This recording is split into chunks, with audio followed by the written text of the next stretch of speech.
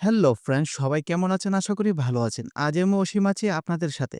আপনাদের জন্য নিয়ে এসেছি একটি ইম্পোর্টেন্ট ভিডিও। তার আগে বলে নিই, যদি এই চ্যানেলটি সাবস্ক্রাইব না করে থাকেন বা নতুন হয়ে থাকেন, অবশ্যই চ্যানেলটি সাবস্ক্রাইব করতে ভুলবেন না। সো ফ্রেন্ডস, মেইন টপিকে চলে আসি। আজ আপনাদেরকে দেখাবো ফেসবুকের একটি দুর্দান্ত ভিডিও। আইডেন্টি কনফার্মেশন কিভাবে করবেন ফেসবুকে, সেটি আপনাদেরকে দেখাবো। যদি এই আইডেন্টি কনফার্মেশনটি করে রাখেন, তাহলে আপনার ফেসবুকটি ডিসেবল হবে না কখনোই এবং হ্যাক হবে না কখনোই। আর যদি ডিসেবল হয়ে যায় বা হ্যাক হয়ে যায়, তাহলে আপনার আইডিটি ফিরে পাবেন খুব সহজেই। সো সেটি যদি না করে রাখেন, তাহলে কিন্তু আপনার আইডিটি কখনোই ফিরে পাবেন না। সো ফ্রেন্ডস, এই সেটিংটি দেখার জন্য অবশ্যই ভিডিওটি পুরোপুরি দেখবেন। কথা না বাড়িয়ে চলে যাচ্ছে ভিডিওর মূল কাজে। Let's check it out.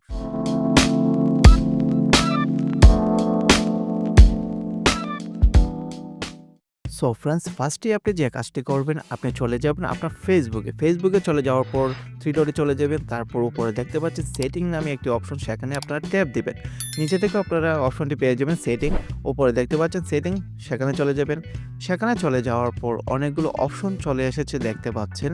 So তারপর যে কাজটি করবেন, উপরে দেখতে পাচ্ছেন পার্সোনাল ডিটেলস নামে একটি অপশন। সো সেখানে আপনারা ট্যাপ দিবেন। সেখানে ট্যাপ দেওয়ার পর আবারও বেশ কিছু অপশন চলে এসেছে দেখতে পাচ্ছেন। একটু নিচে স্ক্রল করবেন। স্ক্রল করার পর এখানে আপনি দেখতে পাচ্ছেন পার্সোনাল ডিটেলস নামে একটি অপশন। সো এই অপশনটিতে আপনারা ট্যাপ দিবেন।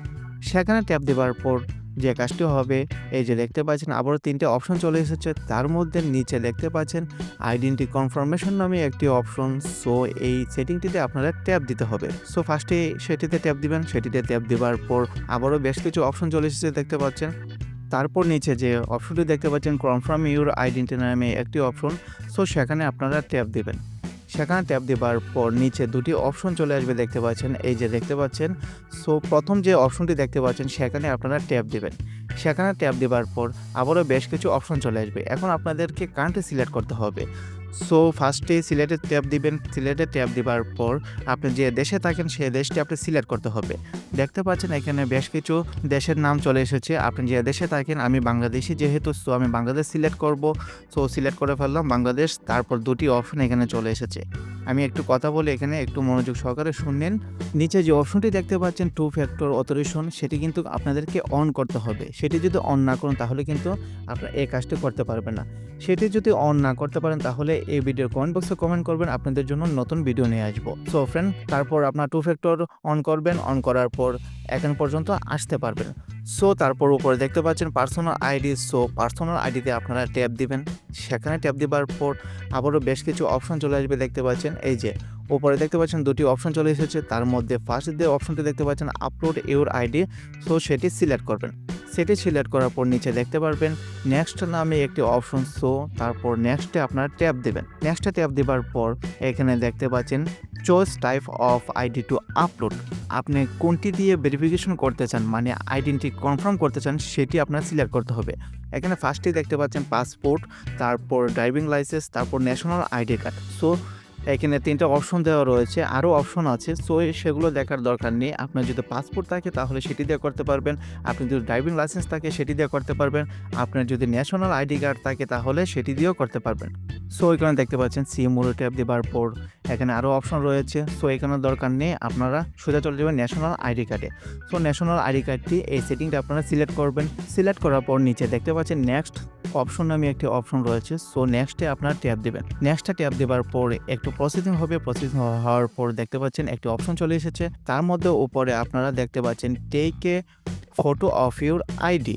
সো তারপর নিচে দেখতে পাচ্ছেন একটি ছবি আকারে ফ্রেম দেওয়া রয়েছে। আপনারা কিভাবে আইডি কার্ডটির ছবি তুলবেন, নিচে দেখতে পাচ্ছেন সেই ফ্রেম আকারে কিন্তু আপনার আইডি কার্ডটির ছবি তুলতে হবে। ছবি তুলে কিন্তু আপনারা সাবমিট করতে হবে। সো এভাবে আপনারা ছবি তুলবেন। ছবি তোলার পর এই যে দেখতে পাচ্ছেন এই ক্যাটাগরি হিসাবে কিন্তু আপনাকে ছবি তুলতে হবে আপনার ন্যাশনাল আইডি কার্ড। সো আমি একটু দেখিয়ে দেবো আপনাদেরকে, কোনো প্রবলেম নেই।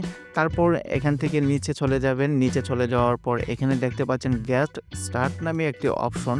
সো আপনারা এখানে ট্যাপ দেবেন। এখানে ট্যাপ দেওয়ার পর যতগুলো অ্যালাউ আসে, আপনারা ততগুলো অ্যালাউ দিয়ে দেবেন। সো পারমিশন দিয়ে দেবেন। পারমিশন দেওয়ার পর এই যে দেখতে পাচ্ছেন ক্যামেরাটি কিন্তু ওপেন হয়ে গেছে। একটা ফ্রেম আকারে কিন্তু আপনার ক্যামেরাটি ওপেন হয়ে গেছে। এই ফ্রেম অনুযায়ী কিন্তু আপনার আইডি কার্ডটি ধরে রাখতে হবে ক্যামেরার মধ্যে। সো আশা করি বুঝতে পেরেছেন কিভাবে করবেন। সো কিন্তু ক্যামেরা বাইরে যাতে কোনো আইডি কার্ডের কোনো কিছু না যায়, ঠিক সেভাবেই আপনারা করবেন।